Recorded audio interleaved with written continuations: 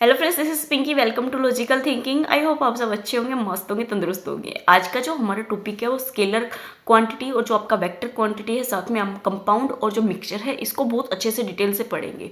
हम देखो बड़े हो जाते हैं लेकिन हमें जो छोटे छोटे जो टर्म है वो क्लियर नहीं होती। आज आपको वो टर्म भी आपको अच्छे से क्लियर हो जाएगी। आपका जो स्केलर या आपका वेक्टर या आपका जो कंपाउंड और मिक्सचर है उसमें से आपका एक क्वेश्चन आता ही आता है। अगर 2023 का आपने पेपर दिया तो उसमें स्केलर और जो वेक्टर है उससे एक क्वेश्चन आया हुआ है। इसी वजह से मैंने आज आपकी ये वीडियो बनाई है। देखो हम दोनों को ही समझेंगे, स्केलर को भी वेक्टर को भी, और साथ में जो कंपाउंड है और आपका क्या है मिक्सचर, सभी को अच्छे से समझेंगे।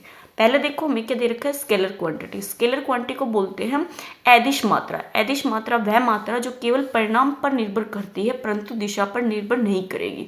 आपका सिर्फ है ना परिणाम पे ही डिपेंड करेगी, इसकी कोई भी डायरेक्शन नहीं होगी।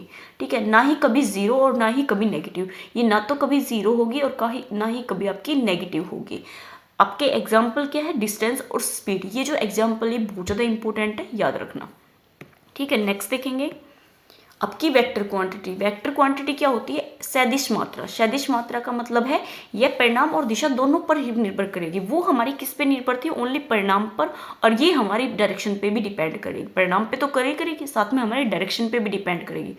अगर यह जोड़ने के समय वेक्टर के नियमों का पालन करती है। अगर आप किसी के साथ जोड़ते हो तो ये वेक्टर के जो नियम है उनका पालन करती है। यह शून्य, सकारात्मक और नकारात्मक दोनों हो सकती है। क्या क्या, जीरो भी हो सकती है आपकी, पॉजिटिव भी, और साथ में आपकी नेगेटिव, ये तीनों ही हो सकती है। विस्थापन, वेग, त्वरण और बल इसके क्या है, एग्जाम्पल है। ये सारे ही एग्जाम्पल आप बहुत अच्छे से याद रखना। इन्हीं में से क्वेश्चन आता है कि कौन सा हमारा वेक्टर है, कौन सा हमारा स्केलर है। नेक्स्ट देखेंगे। अब देखो नोट दे रखा है, जो इलेक्ट्रिक करंट के पास परिणाम और दिशा दोनों होती है। अगर परिणाम और दिशा है उसके पास तो ये हमारा क्या है, एक तरीके से वेक्टर क्वांटिटी है। परंतु यह सदियों के नियमों को, जो vector of the law of addition है ना, उसका पालन नहीं करता, इसलिए यह अदिश मात्रा है। क्या है हमारा, ये स्केलर है। ठीक है, किस लिए बोला है, क्योंकि यह जो वेक्टर और लॉ ऑफ एडिशन है ना उसके नियम का पालन नहीं करता, इसलिए इलेक्ट्रिक करंट हमारा क्या है, यहाँ पे अदिश मात्रा है। काफी इंपॉर्टेंट है, इसको याद रखना। नेक्स्ट देखेंगे। नेक्स्ट देखो हमारी यहाँ पे क्या दे रखी है, परदिश मात्रा। परदिश मात्रा वह होती है जो मात्राएं न तो सदिश होती है ना ही आपकी अदिश होती है, ना तो वो स्केलर होती है ना हमारी वेक्टर होती है, वो हमारी परदिश मात्रा होती है। डिस्टेंस। डिस्टेंस क्या होता है, किसी वस्तु द्वारा तय की गई वास्तविक लंबाई को दूरी कहा जाता है। दूरी एक अदिश मात्रा है। डिस्टेंस क्या है आपका, अदिश मात्रा है। यह हमेशा सकारात्मक होता है, पॉजिटिव होता है। कभी भी आपका जो दूरी होती है वो नेगेटिव नहीं होती। यूनिट क्या होती है हमारे यहाँ पे, मीटर। नेक्स्ट देखेंगे। नेक्स्ट दे रखा हमें डिस्प्लेसमेंट। डिस्प्लेसमेंट क्या होता है, शुरुआती और अंतिम स्थिति के बीच की सबसे छोटी दूरी को हम विस्थापन कहते हैं। जो हमारा डिस्प्लेसमेंट होता है वो हमारा स्टार्टिंग का पॉइंट और जो एंडिंग का पॉइंट होता है उन दोनों के बीच की जो कम से कम दूरी होती है ना, उसको हम क्या कहते हैं यहाँ पे, डिस्प्लेसमेंट। यह शून्य और सकारात्मक व नकारात्मक हो सकता है। आपका जीरो भी हो सकता है डिस्प्लेसमेंट और आपका पॉजिटिव भी हो सकता है, साथ में आपका नेगेटिव भी हो सकता है। यह एक सदिश मात्रा है, वेक्टर क्वांटिटी है। ये आपकी यूनिट आपकी क्या होगी, मीटर पर सेकेंड, सॉरी मीटर होगी आपकी, पर सेकेंड नहीं, ओनली मीटर। नेक्स्ट देखेंगे। नेक्स्ट देखो, ये चार्ट आपका काफ़ी इंपॉर्टेंट है और इस चार्ट से आपको क्लियर हो जाएगा कि हमारे रासायनिक कौन से होते हैं और जो हमारे भौतिक कौन से होते हैं। मैटर की दो अवस्थाएं होती है, एक तो हमारी भौतिक गुण के धर्म के आधार पे होती है, साथ में हमारा जो रासायनिक गुण के धर्म के आधार पे होती है। जो भौतिक होता है उसमें solid, liquid, gas, plasma, bone, Einstein, 5 जो हमारी कंडीशन होती है वो किसकी होती है, हमारी यहाँ पे किसी भी पदार्थ की होती है। अब देखो रासायनिक, ये हमारी भौतिक थी, अब रासायनिक। रासायनिक हमारी क्या होगी, शुद्ध और आपकी अशुद्ध। शुद्ध में हमारा क्या आता है, तत्व, और क्या आता है हमारा यौगिक। तत्व की 3 अवस्थाएं हैं, धातु, अधातु और उपधातु। अब देखो अदिश नहीं, अशुद्ध। अशुद्ध में हमारा समंगी और विलयन होता है। ठीक है, विषमांगी में हमारा क्या होगा, कोलाइड और निषेचन। नेक्स्ट देखेंगे।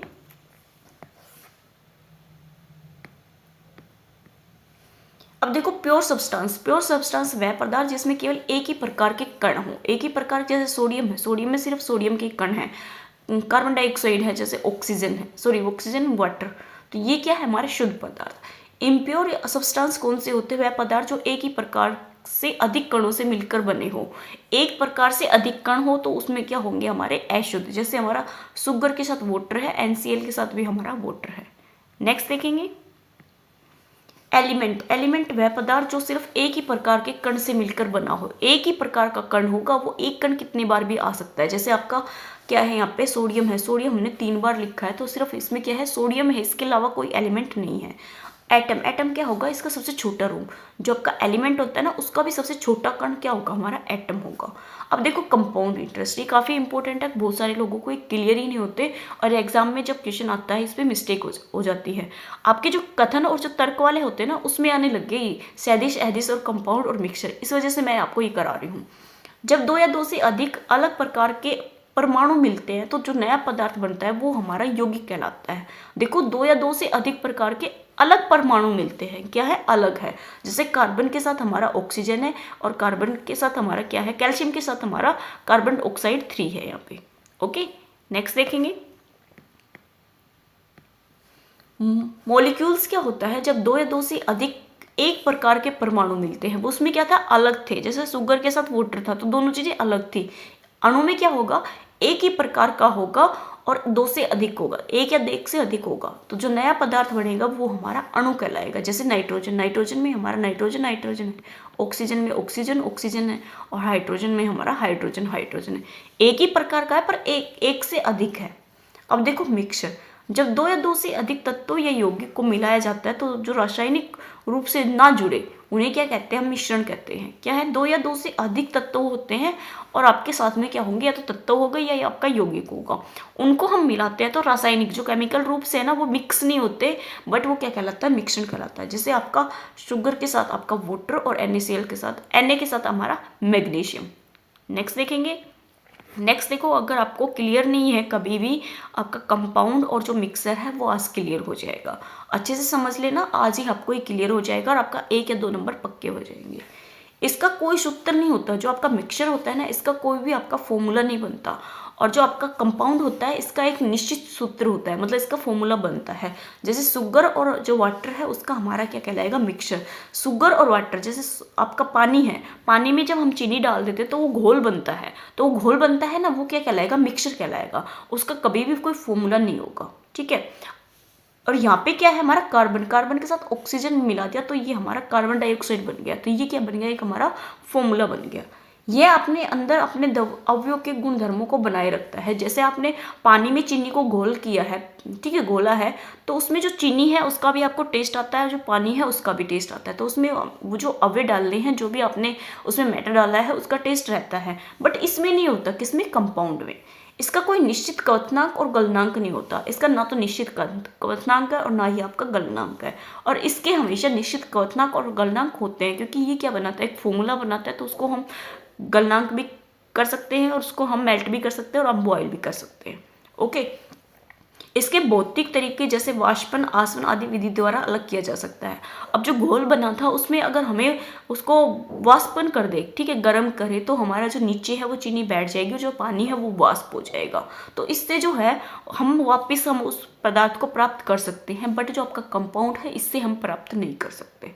ओके, आई होप आपको जो मिक्सचर है वो कंपाउंड क्लियर हुआ होगा। अब देखो मैंने कुछ इसके एग्जाम्पल ले रखे हैं जो मोस्ट इंपॉर्टेंट है और इन्हीं में से आपका एक क्वेश्चन आता भी है। अब देखो सोडियम क्या है, हमारा एलिमेंट है। सोइल में हमारे बहुत सारे तत्व होते हैं जो एलिमेंट होते हैं, तो ये हमारा क्या है, मिक्सचर।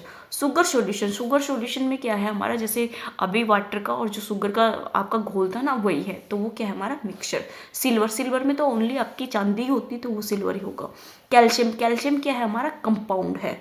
टीन भी क्या है हमारा एलिमेंट, सिलिकॉन भी क्या है हमारा एलिमेंट। नाम से ही क्लियर हो जाएगा आपको बहुत सारी चीज़ें, तो अगर आपने ध्यान से पढ़ा है और समझा है तो। कोयल क्या है, हमारा मिक्सचर है। सोप का हमारा एक फॉर्मूला होता है, तो वो क्या है हमारा कंपाउंड। एयर क्या है हमारा मिक्सचर, क्योंकि इसमें बहुत सारी गैसों का मिश्रण है। आपका कार्बन डाइऑक्साइड भी क्या है हमारा कंपाउंड, जो हम CO2 लिखते हैं ना, तो ये हमारा फॉर्मूला है, तो ये क्या है हमारे कंपाउंड, ठीक है। मीथेन भी हमारा क्या है, कंपाउंड है। ब्लड भी क्या है, मिक्सचर, क्योंकि इसमें प्लेट्स भी होती है, RBC भी होती है और हमारी WBC भी होती है, तो ये सभी क्या है हमारे मिक्सचर है, क्या, ब्लड। ओके, आई होप आपको जो मैंने ले रखा है इस जो भी आपको ये ले रखे हैं एलिमेंट्स, इनसे आपको जो एलिमेंट है, मिक्सचर और जो कंपाउंड है वो क्लियर हुए होंगे। ओके, आज का जो हमारा टॉपिक था वो इतना ही था। आई होप आपको ये पसंद आए तो लाइक कीजिए, सब्सक्राइब कीजिए और मेरे साथ जुड़े रहिए और अपने दोस्तों के साथ शेयर कीजिए। Okay, thank you.